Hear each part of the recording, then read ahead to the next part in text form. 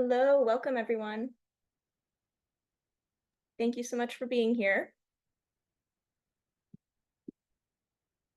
We're just waiting a few moments to let everyone arrive, and then we will get started with introductions.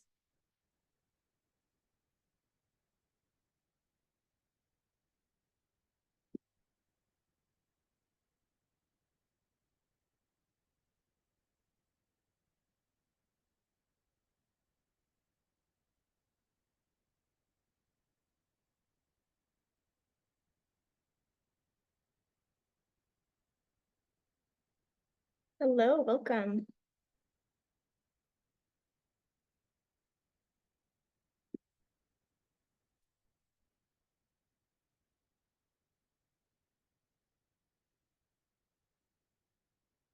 In a moment, when everyone has arrived, I will make an announcement about the interpretation channels. We are offering simultaneous interpretation from English to Spanish for this presentation.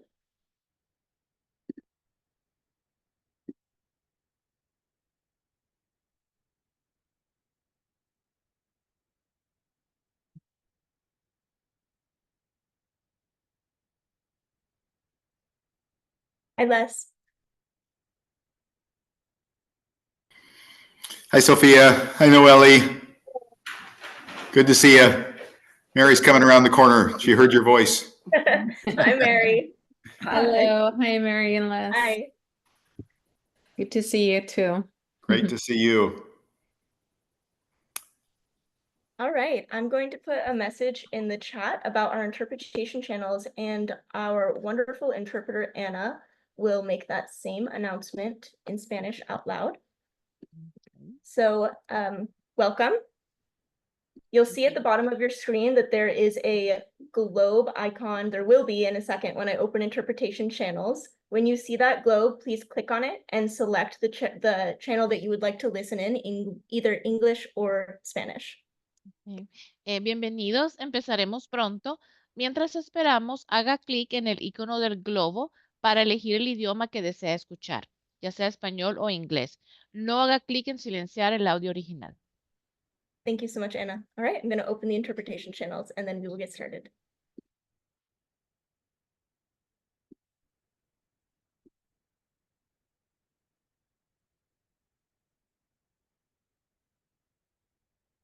All right, I am going to hand it off to NAMI Santa Cruz County's wonderful Executive Director, Noelle Perez, to make some opening announcements and welcome our speaker. Yeah, thank you, Sophia.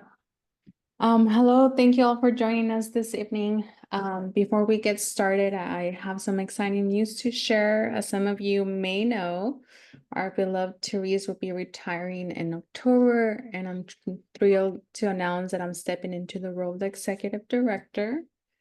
To celebrate, we would love for you to join us at our Hello Goodbye party on October 24th at the Santa Cruz Community Foundation at 1 p.m. We will be sharing more details about that event soon. And also I want to mention that we have upcoming classes for family members and peers starting in September. So if you're interested in signing up or know anyone that will be interested, please visit our website for more details at namiscc.org. Or you can also call us at 831-824-0406. So just wanted to make those announcements before we get started. And I'm going to be introducing our guest speaker. So our guest speaker this evening is Dr. Stanislava Matejin. Did I say your last name right? Okay. She is a family medicine resident physician at Dominican Hospital and has extensive clinical and research experience in the fields of family care, infectious disease, cardiology, and cardiovascular surgery and pathology. Known for her caring and warm personality, she is enthusiastic about sharing her passion and positive energy to help others and work towards a healthier, more equitable future for everyone. Tonight, Dr. Matejin will be speaking about substance use disorder and mental health. Please join me in welcoming her. Thank you. Thank you, Noelle. Thank you, everybody, for having me tonight. So as you all know, I am a first generation of family medicine resident here in Santa Cruz County, and I'm very excited to be with you all today and to share my knowledge and experience with you. And I'm also excited to learn from you all. So after my presentation, we can discuss whatever you would like to know, ask questions, and if you have some stories, experiences that you would like to share, that would be great too. So again, thank you for having me. I will share my screen in just a second.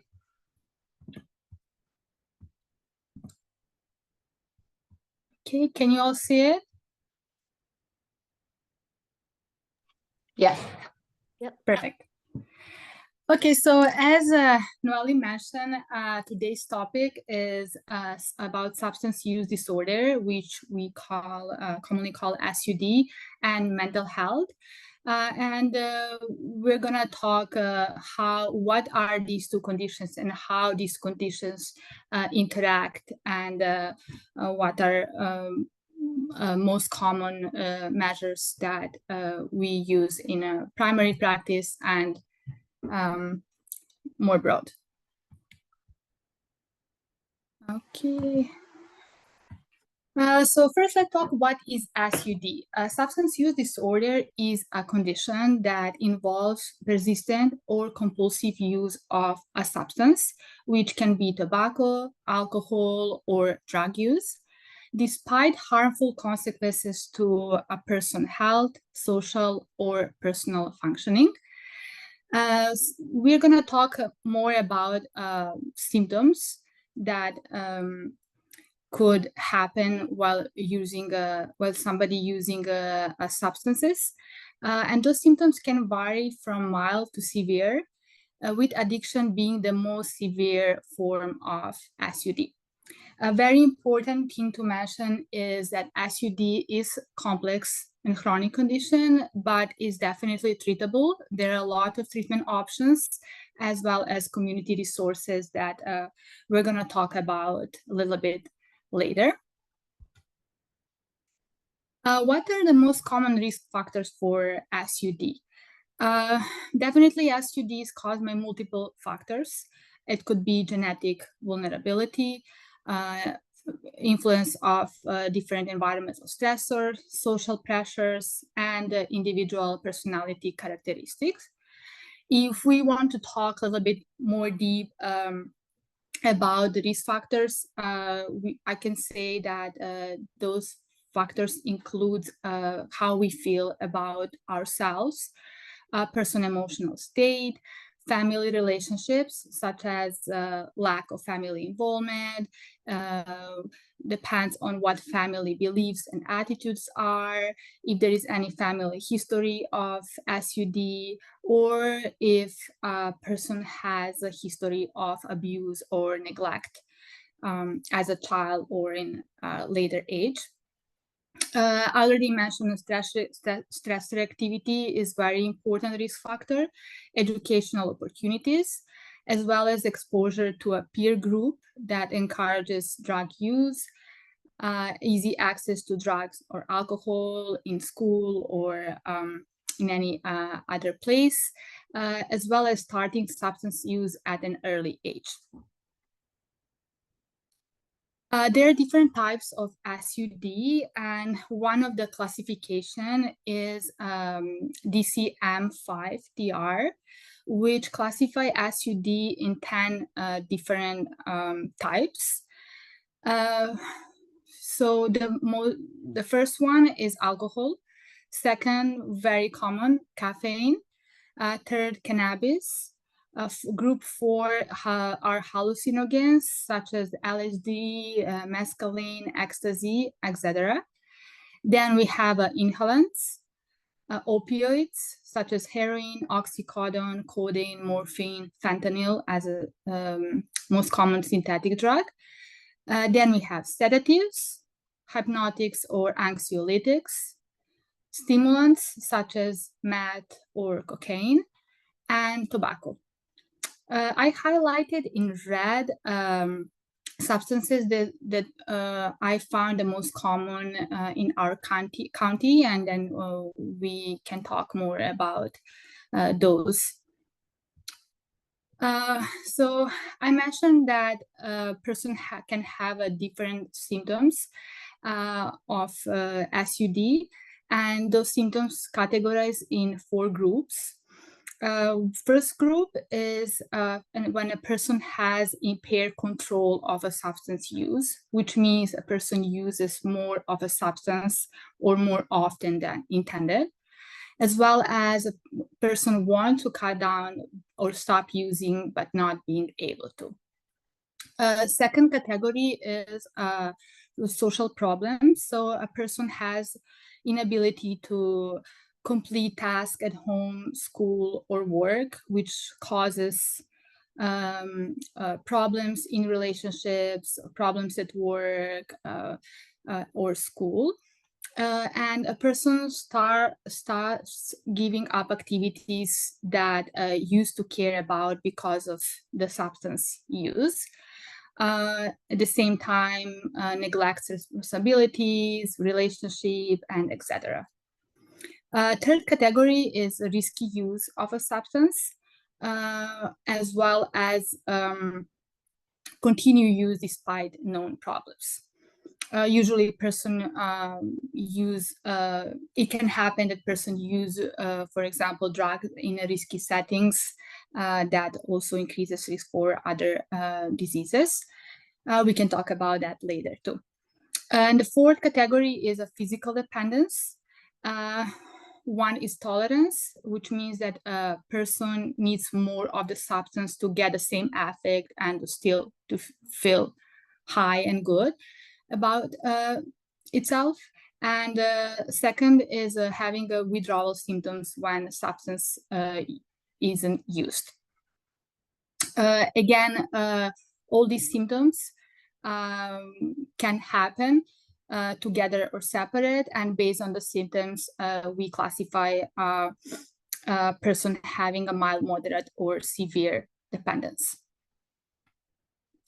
Let's talk a little bit about alcohol use disorder. Alcohol use disorder is very common, and actually in the US is the most commonly misused substance when we talk about substance use disorder in general. I added some statistics from 2021, so you can just have an idea that 28.8 million adults ages 18 and older had alcohol use disorder in 2021, which is more than 10%. Among youth, an estimated 53,000 adolescents ages 12 to 17 had AUD in 2021, which is close to 3%. So here, if you look, we can see how many drinks per week is considered as a low risk drinking limit, and everything more than that is considered as alcohol use disorder. So for men, the low limit, the upper limit is up to 2 drinks daily, which is equal to 14 drinks per week. And for women, the average is up to 1 drink daily. The upper limit is up to 1 drink daily, which is 7 drinks per week. And also here, it says that it's not the same if we have 12 ounces of beer or 12 ounces of liquor. So 1 drink is considered 12 ounces of beer, which is equal to 5 ounces of wine and equal to 1.5 ounces of liquor. So I think this is very important for everybody to keep in mind and kind of follow this. When we talk about opioid use disorder, we know it's very common in our county and more wide. Opioid use disorder affects over 16 million people worldwide and over 2 million in the US, which is a very high number. More than 120,000 deaths worldwide every year is attributed to opioids. That's due to drug overuse, overdose among adolescents, more than double since the onset of COVID-19 pandemic. And I found the data that is mostly due to a increased fentanyl use. And specifically for Santa Cruz County, there is a dramatic increase in the use of fentanyl in the last 5 years. On the left side, you can see what is the difference in overdose death rates from 1999 to 2020. You can see that there is a huge increase in synthetic opioids and anti-opioids use over time, which it's not the case for heroin. It's kind of it reached plateau compared to synthetic opioids such as fentanyl, tramadol, or any other opioids. So pretty concerning. So the most common health conditions that could concomitantly happen with SUD, with a substance use disorder, is cardiovascular disease, such as hypertension, arrhythmia, chest palpitations, heart disease. Then we have stroke, cancer, HIV/AIDS, hepatitis B and C, lung disease, skin soft tissue infection, various dental problems, and mental disorders. What is a dual diagnosis or co-occurring disorder? Dual diagnosis is a condition when a person has a mental illness at the same time as a SUD. An example is when we have a person using alcohol or any drug, and at the same time has a mental health condition such as anxiety disorder or depression. This is very common in our population. And a very important thing to add is that people with dual diagnosis have increased rates of relapse, increased rates of hospitalization, whether it's a general hospital or psychiatry institutions, increased rates of being homeless, having a HIV or hepatitis C infection, and this is compared to those with either mental or SUD alone. So definitely having a both diagnosis at the same time increase the risk of many conditions and subsequent hospitalizations. When we talk about dual diagnosis, usually we ask which came first, whether mental health disorder or SUD. So sometimes the answer is not that clear.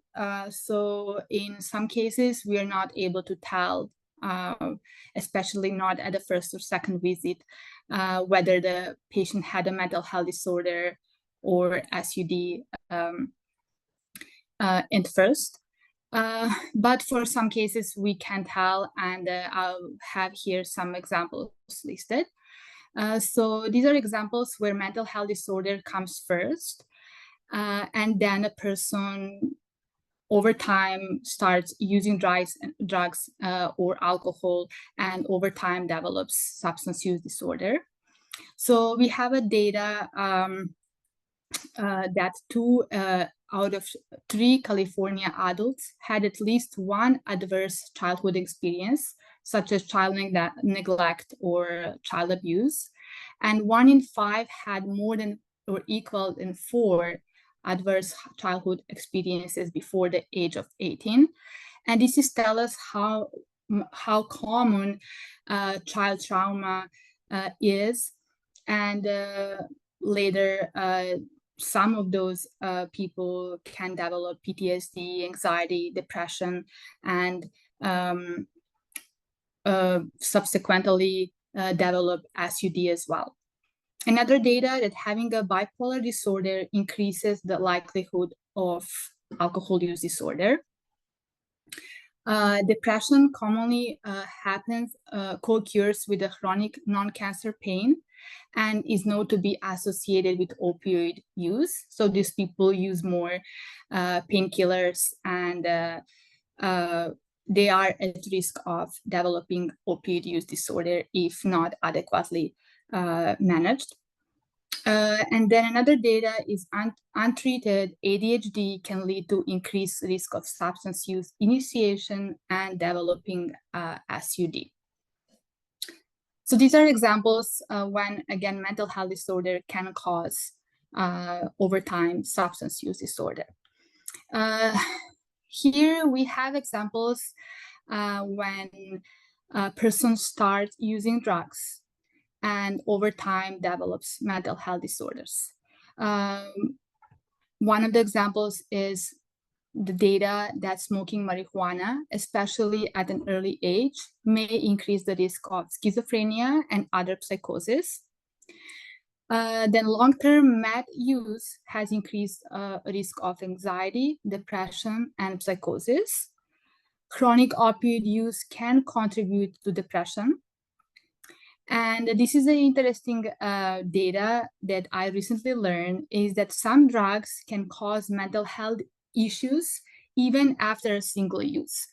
And there is an example when a person uses LSD in a high dose as a single use, develops recurring flashbacks, which basically limits a person's functionality. When we talk about mental health disorders in people with SUD, first, let's talk about basics. So mental disorders involve the changes in thinking, mood, and or behavior.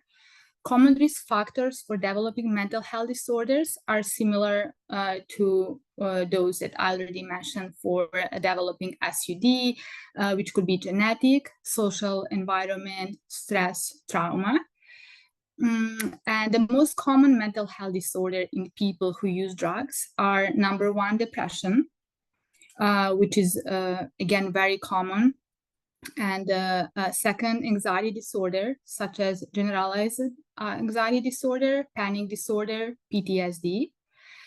Then we have psychosis, such as bipolar disorder, schizophrenia, and personality disorders. So there is a variety of problems that can arise, or it could be a mix as well. When we talk about mental health problems, I found this data interesting and wanted to share with you, and I think it's very important to acknowledge and address. This is a data from 2024 addiction statistic, which says that 1 in 20 US adults, which is 13.2 million, had serious suicidal thoughts in the past year. And 1 in 8 adolescents had serious suicidal thoughts in the past year, which I think it's a pretty high number. People of all genders, ages, and ethnicities can be at risk of suicide. So there is no difference when it comes to that. But there are some main risk factors that we should be aware of. One of the risk factors for suicide is history of prior suicide attempts, chronic pain, depression, other mental disorders, or chronic medical problems, or SUD, family history of a mental disorder, SUD, or suicide. If somebody was exposed to family violence, including a physical or sexual abuse, I already talked a little bit about that. Presence of guns or other firearms in the home, as well as having recently been released from prison or jail. So this is a little bit, I wanted to kind of talk how substance use disorder affects our brain and what actually happens. So I'm not going to go too deep into this, but I thought this is like important or interesting data. So basically, substance use create a reaction in our brain, which we call the brain's reward center, and it's basically in the frontal part of our brain, and that causes significantly increases level of dopamine. Dopamine is a neurotransmitter and hormone that leads to a feeling of being high. So all the good feelings when somebody takes a drug or have alcohol, so that's due to a highly high levels of dopamine, which leads to a higher and more frequent drug use to experience the pleasure of the reward response. Later, person has cravings for the reward, which is associated with the drug use, and that continues to occur, which leads to a compulsive repetitive use of a drug, and continued long-term use and significantly increased levels of dopamine leads to reducing the number of dopamine receptors in the brain to kind of adjust for the increased levels of dopamine, which leads to a loss of pleasure in activities that were once enjoyed. So basically, substance use leads to a high dopamine levels, which creates a feeling of being high and feeling good. And then our brain kind of asks for more dopamine and asks for more drug use in order to feel the same way. And again, the main reason is because the number of dopamine receptors in the brain are reduced due to increased levels caused by the drug. Drug use also creates changes in the brain, which can cause neurovascular complications, change in the brain function, loss of brain cells, infection. Long-term drug use basically begin to damage brain in the frontal part, as I mentioned, which is our reward center. And that reduces users' ability to rationally consider consequences of the use. So frontal part of the brain is responsible for self-control, emotions, for decision-making, planning, and once that part of the brain is damaged, then a person doesn't have the same ability to rationalize things and to kind of think about the consequences of the drug use. And on the left side, you see a picture of a normal 43 years old, and this is a brain. And on the right side, you see an alcoholic 43 years old, where the brain cells and the brain tissue is almost completely destroyed. Again, let's go back to a dual diagnosis and see who is affected by it. So there is a data that 7.7 million adults have co-occurring mental and substance use disorder. Of the almost more than 20 million adults with substance use disorder, almost 40% also had mental illness, which is about almost 2 out of 5 persons. Among the 42 million adults with mental illness, almost 20% also had a substance use disorder, which is close to 1 out of 5. On the right side, you can see data on who are the people who get treatment. So the interesting data is that more than 50%, so 52.5% of people with a dual diagnosis never receive a treatment for either a mental health or substance use disorder, which is again very concerning to me. And as we can see in the purple, is that 9.1% of people receive both mental health care and substance use treatment at the same time. And this is our target and basically what we would like to expand. So this purple triangle to kind of expand. And so we have more people who receive treatment for both conditions at the same time. What are the challenges in management? So definitely when a person has both conditions at the same time and those two conditions mutually interact, the course of disease is more chronic, outcome can be worse and more complicated. And since symptoms interact, they're much more difficult to diagnose, manage, and treat. Also for us physicians, it's often difficult to diagnose mental health disorder among those people who use drugs.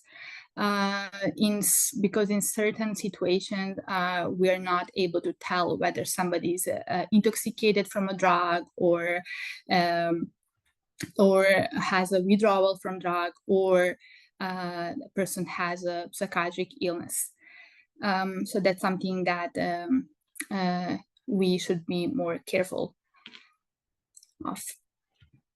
Good news, the treatment works. People do recover and have happy and can have a happy and productive lives.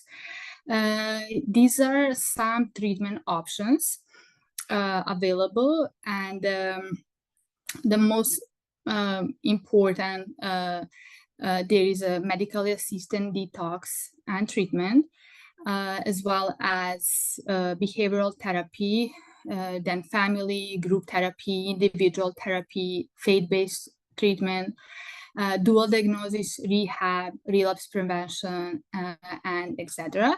So those are all kind of available treatments, and I think our community is pretty good when it comes to handling both conditions. Here I mentioned one of the treatment options is relapse prevention. And I just wanted to talk a little bit about that. That relapse doesn't mean a person failed.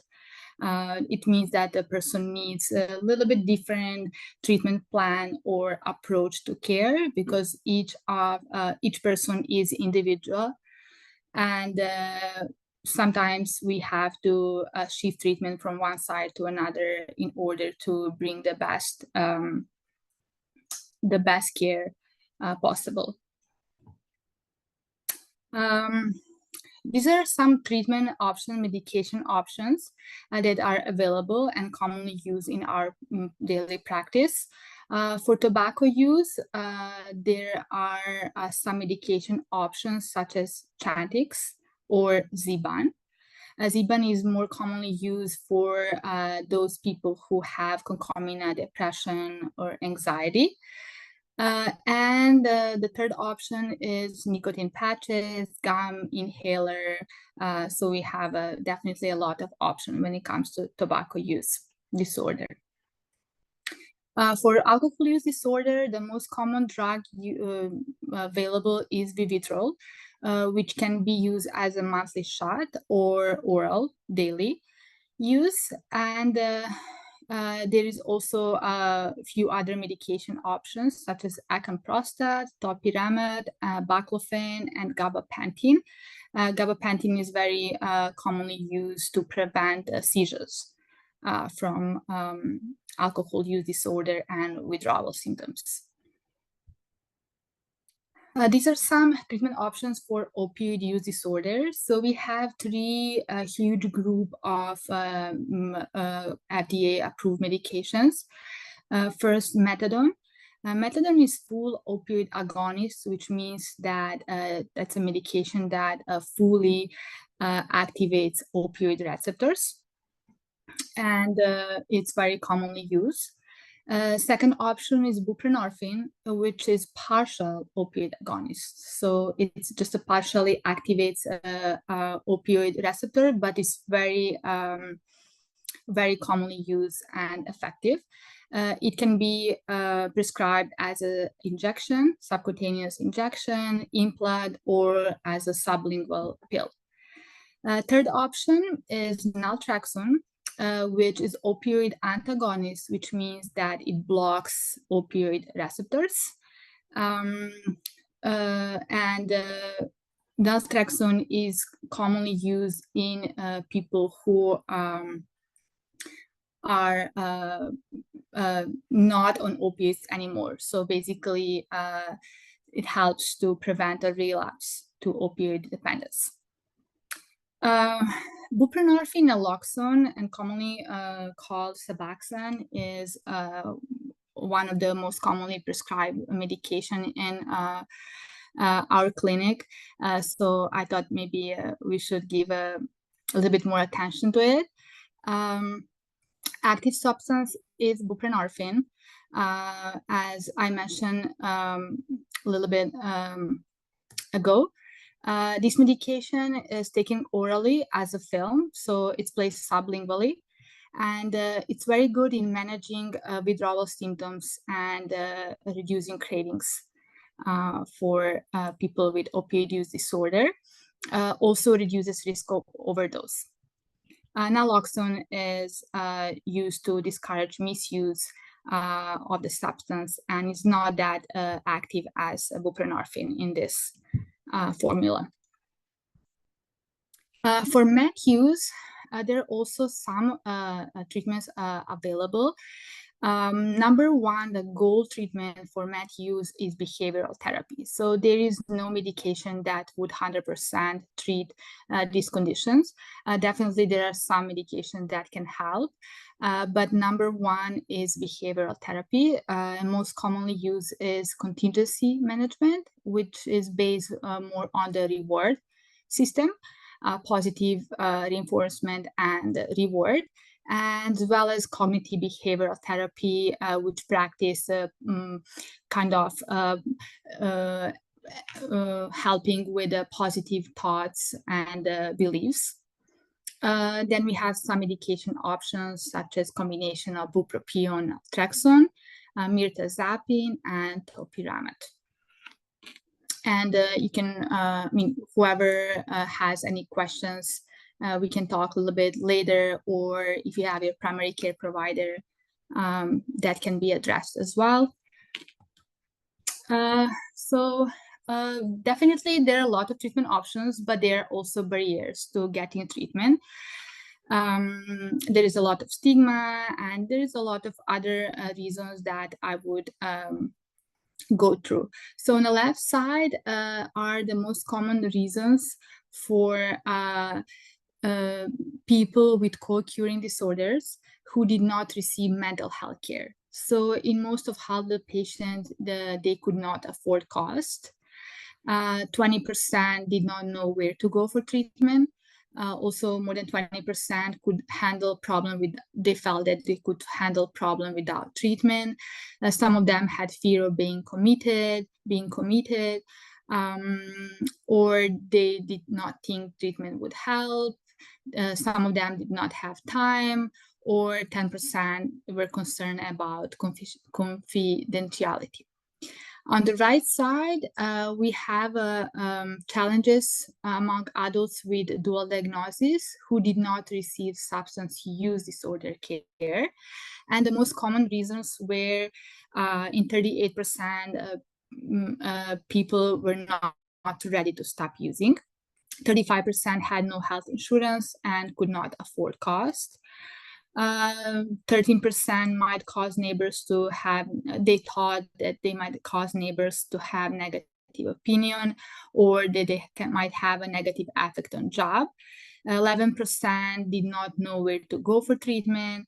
Almost 10% had insurance but did not cover treatment cost. And 9% could not find a program to get the proper treatment type. And I thought this presentation would help and kind of give you more insights. Also important thing and task is to educate family of those who suffer from a dual diagnosis or either mental health or SUD. And first to educate ourselves to kind of gain a proper understanding of what dual diagnosis is and what is the most important when it comes to providing support to those in need. Then second thing, it's also very important to motivate loved ones to seek professional help. Then recovery from dual diagnosis is often a difficult process. So family should be aware of that, and to kind of celebrate even a small achievements and to provide support during these difficult times for the patient. And also very important is while a family supporting a loved one, it's also very important to person to take care about its own health. So it would help in the kind of preventing feelings of exhaustion and burnout. As I mentioned, our community has a lot of resources that can help those with a dual diagnosis. So I listed here some of the resources, and I know there are a lot of more, and I'm still learning. So first, it's a line 988 for those who had a suicide and any life crisis time, so they can call and get help in the spot. Then we have a Janus of Santa Cruz, which has multiple sites, and it's basically an addiction treatment center that provides support for people with substance use disorder, as well as mental health disorder causes by SUD. Then we have Encompass Community Services, which is a organization that has a lot of different projects and support for the family, for those with mental health issues, for those who are in need of housing or anything similar. Then we have a general information line, so a person can call 211 and get the general information on anything that a person would like to know, such as food, house, or any like finding a housing or any other need. These are some clinics that offer services for dual diagnosis, and they're very medical friendly, which is County Health Services, Santa Cruz Community Health, where I also work for, Salud para la Gente, Dientes Community Health is a dental association. And we have two associations for Alcoholic Anonymous and Narcotics Anonymous of Santa Cruz. For tobacco counseling, there is a free line that is, I listed the number below. So if somebody is ready to quit or is thinking about that or is not ready but would like to hear more information, person can call the number. And thank you. These are my information and my email in case anybody has any questions. Thank you again. Thank you so much, Dr. Matejin. If anyone has any questions or comments or feedback or anything you'd like to share, now is the time. We have plenty of time, and I want to thank you again, Dr. Matejin. That was a really informative presentation, something that's definitely applicable to everyone, but especially I appreciate that you got some numbers and some information regarding our community in Santa Cruz County. It's really helpful. Thank you. Thank you. Thank you for having me. If anyone does have anything they'd like to share or ask, you can either use the raise hand feature, or you can put your comment or question in the chat and I will read it out loud. Christy. Is binge eating disorder or sugar addiction also considered dual diagnosis, or does it have treatments? I'm sorry, the sugar addiction? Yeah, and binge eating disorder. So that, I mean, sugar addiction, it is, I would say, very common.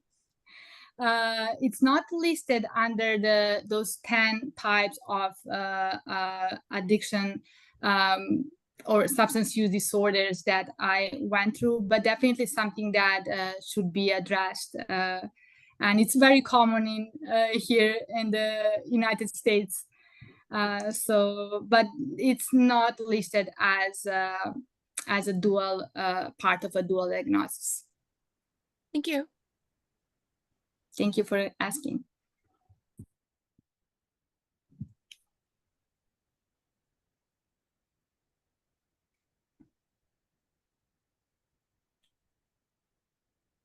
And just so everyone knows, the slideshow presentation that Dr. Matejin was following will be on our website, as well as the Spanish version. So if anything does come up afterwards and you want to reference the information that was shared here, you will be able to do that on our website.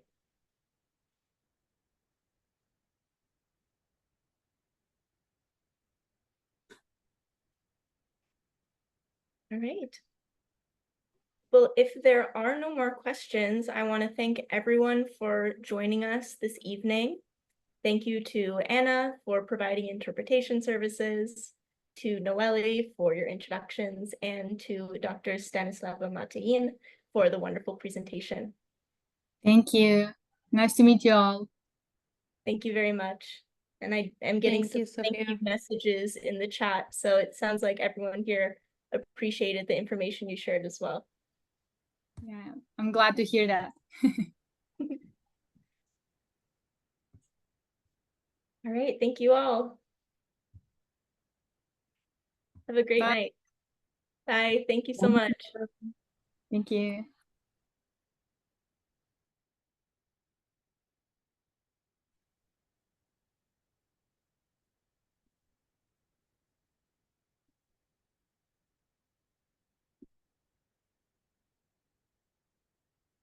That was awesome. Thanks, Sophia.